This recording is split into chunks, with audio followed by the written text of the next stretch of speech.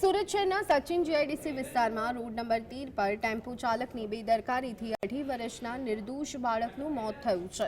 આ ઘટના કંપનીના ગેટ નજીક બની, જ્યાં બાળક સૂતેલો હતો। ટેમ્પો ચાલકે બાળક પર ટેમ્પો ચડાવી દીધો, જેના કારણે બાળકનું ઘટના સ્થળે જ મોત નીપજ્યું હતું। ઘટનાના સમયે બાળકની માતા કંપનીમાં કામ કરવા ગઈ હતી અને બાળકને અન્ય બાળકો સાથે સુવડાવી દીધો હતો। બાળકનો પરિવાર સચિન જીઆઈડીસીમાં સાઈનાથ સોસાયટીમાં રહે છે। પરિવારનો આક્ષેપ છે કે ટેમ્પો ચાલકની બેદરકારી અને લાપરવાહીના કારણે આ દુર્ઘટના થઈ અને બાળકનું મોત થયું।